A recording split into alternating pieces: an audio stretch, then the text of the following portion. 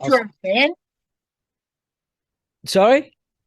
Look at that backdrop, Mr. Professional, huh? I do my best. I tell you what, that's the first time anyone's accused me of being professional. And probably the last. Yeah, probably, man. Probably. How are you? You're looking well, mate. Yeah, doing okay, keeping it together. I don't know if you can see out here, but we got a nice New Jersey snowstorm. Ah, right. Yeah. Another beauty.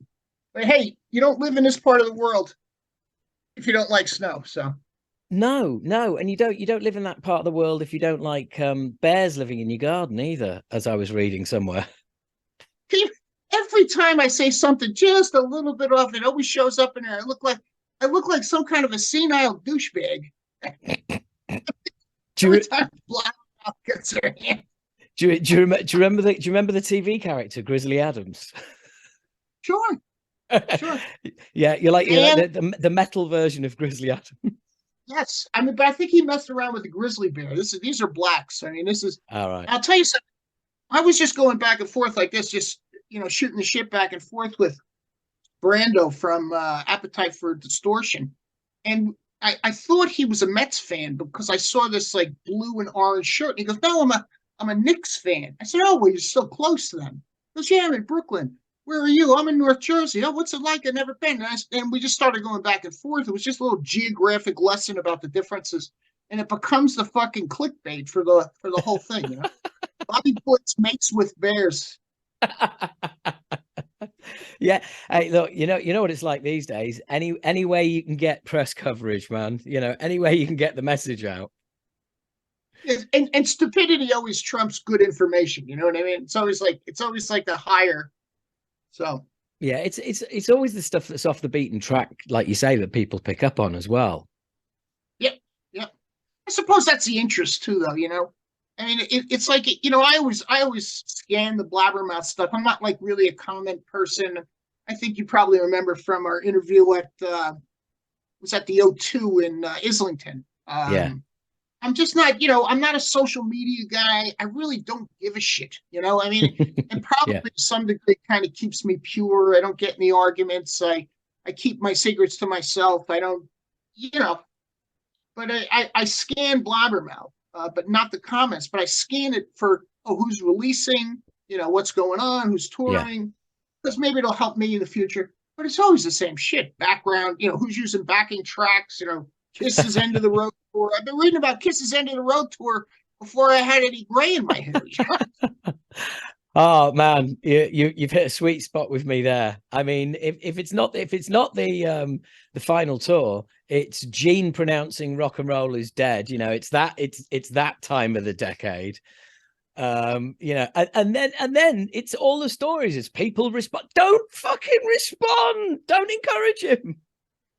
But that's isn't that the point? I mean, if you got that kind of response, if you're that type of attention and that kind of activity happens after the simplest statement, and then you explain it in two more sentences, and half of the rock and roll world is either agreeing with you or throwing oranges at you. You've created some type of a buzz out of nothing. Yeah. So Yeah. I think that's his thing, and he's an expert at it. I just don't take the hook anywhere. It's not. Oh, Yeah, yeah. Well, I look, ultimately, like you say, I do the same. I do the same. Scanning blabbermouth, going through the news, and invariably, there's no news. It's just like tittle tattle and stuff lifted off YouTube from podcasts, things like this. It's content. Everybody's like content hungry, so posting something that's just complete rubbish is better than posting nothing at all. yeah, I suppose. And something, anything different. I suppose a bear or whatever it may be is at least better than backing track somewhere to Yeah, someone. I suppose. I mean, yeah. to me, I just kind of got to laugh at it. I was like, look at my fucking head. I said I should have taken a shower that day. um, so look, I've got to ask you because Wicked Place came out today, and you first Oh, what's happened to it? Well, my picture's frozen. Can you still hear me? Yes, I can. Right. Okay. So basically, the single came out today, but I mean, you obviously you played that live for the first time, I think, back in December last year. So you must have been itching. And I know, like, it's, you know, it's not the first time, but you must be itching every time to get that new stuff out. Yeah, yes. But only because it's part of the process that leads to the release, and the release leads to the tour. It's going to run simultaneously with it. So I look at this as the next step closer to the tour, as opposed to like, oh, I can't wait to hear what people think about this. I mean, I know what the song is. I mean, it's not for everyone, but that big, thick, chunky blues riff in Wicked Place is something that spawned my love of rock and roll and eventually heavy metal, and that morphed into thrash, But I mean, this is 1970s 101, Foghat on steroids kind of a vibe with Wicked Place. So I'm glad people are hearing it, but it does from this point on take me that much one step closer to the tour. Yeah, and that's the goal, isn't it? It's basically get back out there and experience these songs live and have some fun. Well, it's to have fun, but it's also, there's a great amount of normality that's missing, because I've been running, and this is personal, but I think the other guys would say something similar to a routine for decades at this point, and a bunch of that was missing, when Peter Pandemic took over and kept everybody in their houses. So I look forward to get back to the routine. The routine was always fun. That was never an issue. But it was almost like, you almost like Jones for like a, sorry, you're almost like Jones for like a drug. And what I mean is that, if I got high back in somewhere during the Field of Fire era, where I was struck by lightning and said, this is it, this is what I want to do. I still crave that in 23, but was denied it for a 3-year period at this point, to some degree. I mean, we've had some shows, but not shows with new song. Yeah, but weren't you one of the bands? I'm sure we spoke, and you literally, you only cancelled about 2 or 3 shows at the end of the tour. Or am I getting, it kind of landed in not such a bad place for you? Well, we were coming up the East Coast. We had a West Coast tour. We're Jersey, so East Coast, New York, New Jersey area. We got the word when we were in North Carolina, so I think there was 3 shows left. So we were in much better shape than a lot of other people who lost entire tours. But I mean, hey, the whole fucking world stopped on its axis, So I mean, you can't really say, oh, we lost 3 shows and that really blows. I'm talking about it from a selfish perspective. And that selfish perspective is just, again, that I kind of crave that part of the of this whole process. I mean, I did it from the beginning because it was live. The studio records were only to get out on the road. I know that sounds moronic, but I mean, you play. I mean, Acid Rain probably has some of that same principle. With regard, without a doubt. Yeah, I mean, you've got to be. I mean, well, look, when I was a busier comedian than I am now, things are getting slowly getting back up to speed after the pandemic. But I'd be doing 5 shows a week, so and that's all year round. As long as there's no album to push, there's no cycle. It's just constant. And and that's the best way to get in the best shape, as well, is you stay sharp, because you've just got to be on it all the time. But it still has the possibility of failure, and I think that I don't ever look to fail. I don't think anyone does. I mean, you look to always succeed, but I mean, the fact that it's not set in stone, it's not guaranteed. It's close, but you could still fail, and I think that's where part of the excitement is from. Danger. Yeah, and also, the greatest drug known to man, adrenaline. Ultimately, you can feel like absolute shit just like 20 minutes before you go on, and then you go out there and everything's good. Dr. Showbiz rocks up, gives you that shot of adrenaline. Are you doing stand-up comedy now? Is that Yeah, what you're yeah. saying? I still, yeah, I'm You're still, back?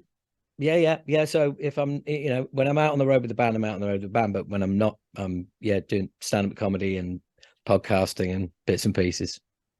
That's awesome. Yeah.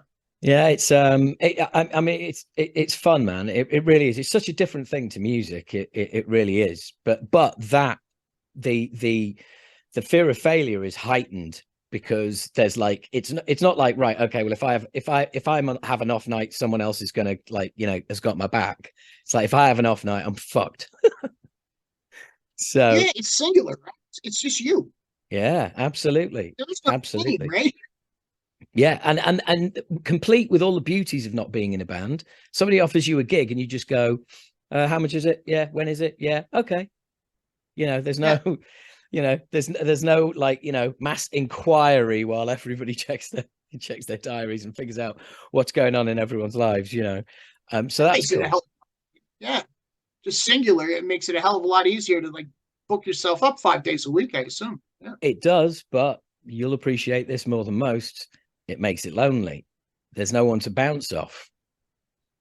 it's a good point. Yeah, exactly. Because Like you ain't going on. your own daily pandemic. Yeah, imagine walking up and down that tour bus on your own. That's no fucking fun. It's the mischief and the shenanigans with all your friends who should know better. That's the fun of the road. Well, I think it's one of the reasons. I mean, I might have said this to you in the past. I said, the work comes before the tour. The tour is the cream. That the tour is the payoff for the work that comes before. Then you get a whole bunch of middle aged, even older dudes at this point. Getting on a tour bus with a set of dice and some playing cards and a few cigars. Yeah. Somebody breaks out a bottle of bourbon. You just never know what the hell's going to happen. But I mean, it's going to be fun. And that's the payoff to all the work that precedes that moment. Yeah, and do you know what? I think I'm exactly the same, and I think we're lucky to be like that, because I know that there's musicians out there who just love that songwriting and studio work, and don't get me wrong, I enjoy it as well. But for them, it's like, it's then the drag of, we I have to tour so I can do another album and do all that enjoyable process where I enjoy the creativity and the recording and everything. And yeah, it's a bit more like work. It's fucking serious, but That's interesting. I tend to agree with you. I think I've never considered myself an artist. I yeah, think I know, yeah, artist, same. an artist needs people to understand his or look into his soul or what he's thinking. I mean, maybe I'm being a little extreme or a little dramatic with that, but that happens through that creativity and that writing and that recording and that presentation of it and how everything needs to be. I think Dee probably is a little bit more of an artist, but I mean, he still loves doing live shows. But I think of myself, if you look at your comedy shows, I mean, you craft them into something. You pick up pieces here and there and you put it together, and you put together a routine or just a series of statements or events and presentation to a crowd that you've crafted into something that's going to it's going to tickle their funny bone. I think the same with the shows, that I've picked up things along the way that I've crafted into something that, that strikes a nerve with somebody, that Yeah, gets a reaction out of my action. yeah. And from that, you get that positive energy.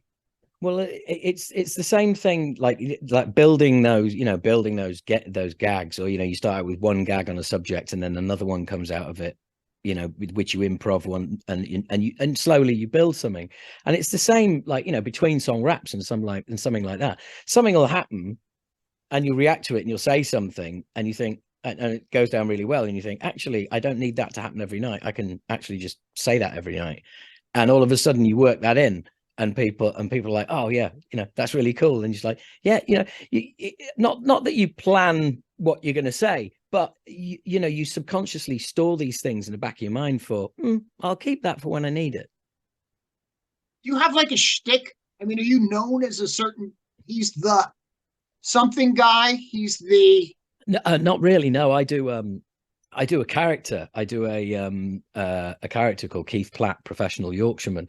So it's a complete dress up and thing. But I also, when I will MC shows, so I'll MC a show with other comedians, and then that's me as a stand up, basically, manipulating the audience all night, having a laugh, doing some of my material here and there.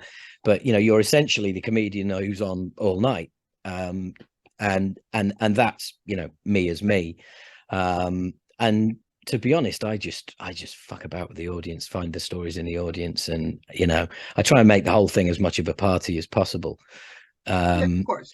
And same with the band. I think people want to go and just enjoy themselves, Well, or let go, or yeah, be taken somewhere else by something that you're presenting. And listen, it's one of the I just did a podcast for Metal Sucks, and the guy was asking me, his name was Petra, he was asking me, did you TV binge watch during the pandemic? I said, a little bit here and there. I mean, they brought hockey and baseball back with nobody in the audiences. I was excited about seeing something that I thought was live. I was part of. And he said to me, he goes, I don't ever watch TV. He goes, the whole thing for me is being in a live situation, whether it be music or sport. It's to feel like I'm part of something.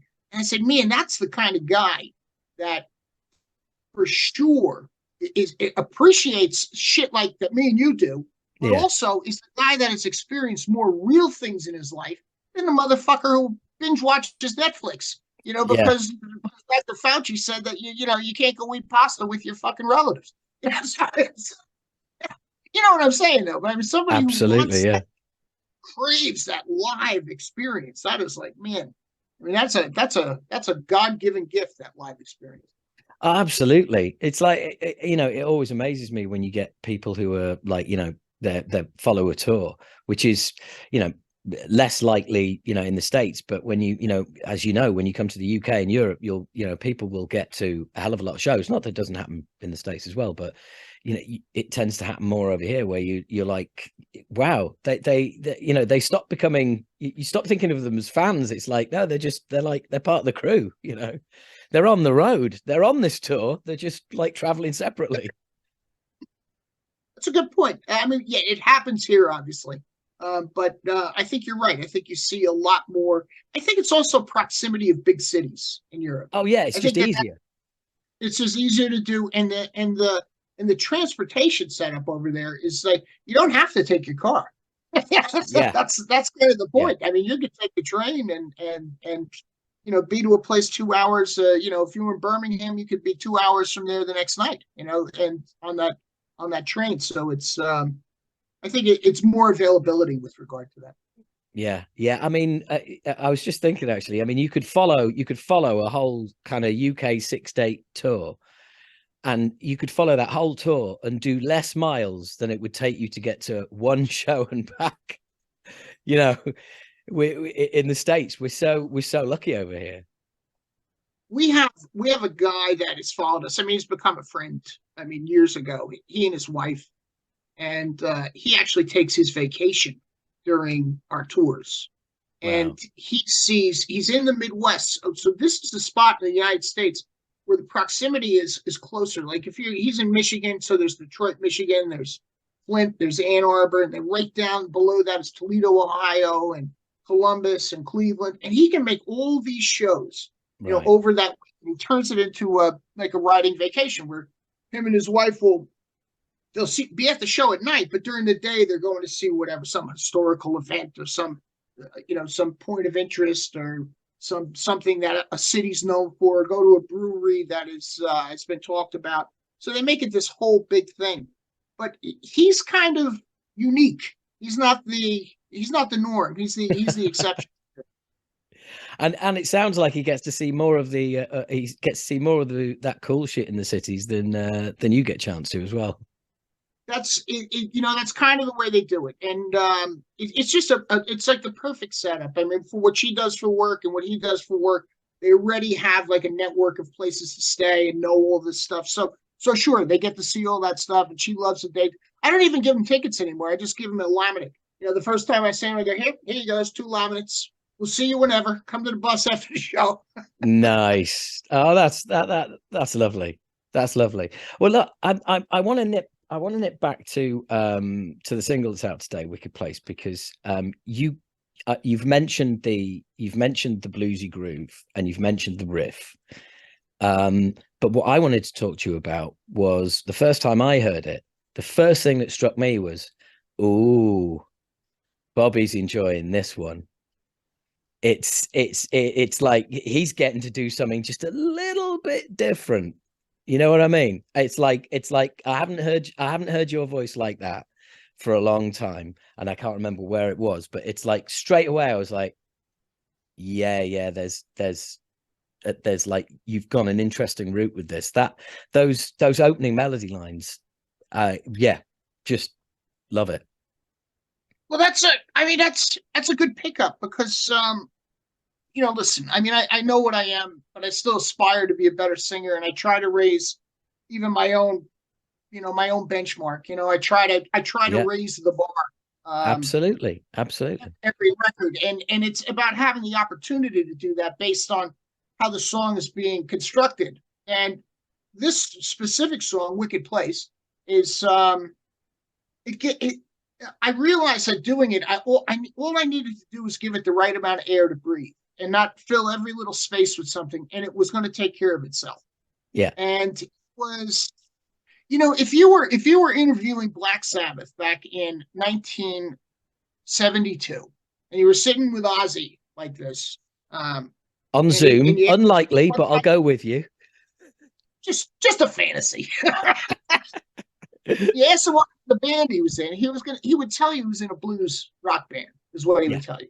He wouldn't tell you he was in a heavy metal band, regardless of how many people bowed down and said they'd created a new genre, with regard to Tony's riffs and Ozzy's lines and Bill Ward's beats and the way Geezer, put everything around it. He would say he was in a blues rock band. And I think somewhere in Wicked Place, it transported my head to that type of thinking, if that makes any sense. To the point where it's like, it doesn't have to be heavy metal all the time. It can be a blues rock band. It's a different space. Now, if we put our face on that space, eventually it comes out to be a metal type tune. But I think that we accomplished some different things on this record, and Wicked Place is one of them. A big, thick blues ride, the fog hat on steroids. Yeah, and you're talking about the space there as well. The fact, the pacing of the song, that's something else that's key as well, because you speed that song up a little bit, and bang goes all the space that you're really making use of at the moment. It's a good point. That's a really good point. I didn't even think of that, but the tempo of it is obviously necessary. This was something that, when we were going back and forth about tempos, there was a slower version and a faster version, but the faster version is this one, but is only faster in the chorus, so not in the verse. Right. If you don't let that riff breathe in that song, it would become clouded, I think.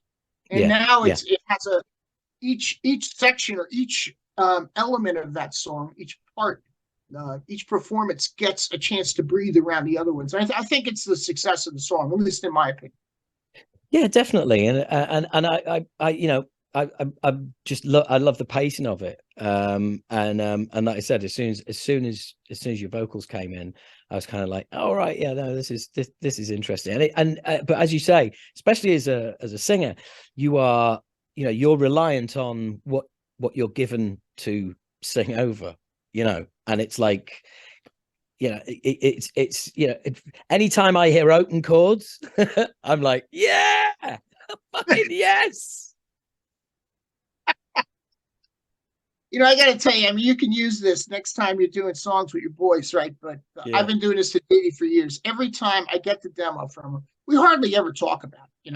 I think on this record, he asked me what I thought. I said, just write it like it's the last record. I said, if you think in your head like it's the last record, it's going to succeed. You're going to be very happy with your results, and I'll obviously pick up on that. But every time he sends me the demo, I call him. He never answers the phone the first time I call him. Just he lets it go to voicemail, and I say, "Got the demo. Just want to let you know I'm tired of this. I'm a professional. I can't write to this shit." And then I hang up. Brilliant. Yeah, the joke is so old he doesn't even get the message anymore. Don't like, it was great the first time, but after 20 records, it's like, oh God, this guy is. I'm a professional. Yeah, I know, but you know what? You didn't do it. He'd miss it. That's how it is. It's a good point. That's a good point. You'd probably wonder if I passed away. So speaking of which, will you knock things back and forward with DD? Will you say to him like, do you know what? Like, can we just get 2 more of these? You know, can we get 2 more bars here? Or, you know, can that maybe go somewhere else, higher there instead of lower? Or do you trust in him? Yeah, no, those adjustments are always made. And a lot of them are made through Dave, because I think Dave he's a good sounding board. He's been with us for, over a 20-year period of time. He's our encyclopedia of heavy. I mean, he loves the bluesy kind of stuff like that. I mean, likes the sledgehammer, drums and riffs. But he's the encyclopedia of all things heavy. And he just has a good feel for, extending a bridge, for adding a counter melody, for putting a harmony in. And he'll say things to me like, "What are you singing here?" And I'll say, "I'm not decided on it." And he'll say, "I'm going to send you a melody I've done. If you did a counter over this, it would work great." So it's not just Dee Dee and myself just wrangling all of this in, but it's more, and it's more like the 3 of us on that musical end of things. But then you add Jason Bittner to it. You can't tell this fucking guy how to write. You can suggest it. But the guy's like, I mean, he talk about a professional. This fucking guy, it's like, he'll sit there and start breaking things down into like, he'll start breaking beats down into 64th notes and telling you BPMs out of his head. That kind of approach. So I'm not telling Jason Bittner how to write. If he wants to change a part, it's probably for the better, is the way I'm looking. Yeah. And he's always open to it too. So it really becomes not just a 2-prong attack. It's 4 fingers. You need a thumb to make the fist. I think that's kind of the approach that we take. And a guy like Jason, who's on his 2nd record with us, I mean, it's not just all the metal he did with Shadows Fall and with Flotsam and us. It's a whole bunch of other stuff that he had to put into this record. Songs like Fever, center sections in Fever, thrashers like The Surgeon, which is the template to much of the stuff we've done over the last 10 years, obviously trying to push the parameters of it. But then Wicked Place, this is a full rounded kind of a record. I mean, how do you tie it together? I guess you put my voice and Dee Dee's bass and writing over it, and it sounds like Overkill, but it's definitely eclectic dynamics throughout the whole thing. Yeah, and it's funny when you were talking there about like the collaboration that goes on. I like working in the studio. I'm exactly the same. I mean, in the writing as well, but also in the studio, I think it's important to have somebody, who you're working with, who's tracking you, whether it's a producer, engineer, whatever, but somebody that you can feel can get the best out of you and will throw in ideas. And I'm all up for that because, ultimately, some of those ideas might work. They might all work. None of them might work, but you won't know if you don't try them. We all want the best track. I think every guy, me, you, every people listening, people not listening who play, you want the best track. And I'll tell you, the only problem I have in the studio with the other guys is that when they start discussing what I'm doing, I said, just wait till I'm done. Yes. And then you can discuss whatever I do. Yeah. Don't stop me 2 lines into it. Yeah, absolutely. It's like, oh, I'm not sure about what you're doing there. And it's like, dude, there are 3 other voices that are going to be working at that point. Yeah. So don't be judging the whole thing until it's finished. You don't burst I into gotta the be. you don't burst into the kitchen halfway through a chef's making a meal, do you? And go like, oh no, don't like that. It's not even cooked yet. How much salt you gonna put in there? Yeah, yeah, exactly. Yeah, it needs more I gotta move salt. on. I got more interviews. Okay, man. Look, we'll catch up again sometime. Whenever you're here, give me I'll be on the guest list, and we'll come up. We'll have Yeah, a chat. I mean, we'll talk to Chris too. I mean, Chris Davies is a good kid. I mean, I didn't do anything with you over the pandemic because I was like, I don't want to talk about the pandemic. You know, I think that he asked or something. I was like, nah, I'm not going to do anything. Oh, mate. You know? Yeah, I know the feeling, man. I know the feeling. Anyway, look, you got to run. Loving the stuff. Okay. Can't wait to hear the album. See you soon. Howard, thank you, man. Take care, man. Be well. You too, man. Bye bye.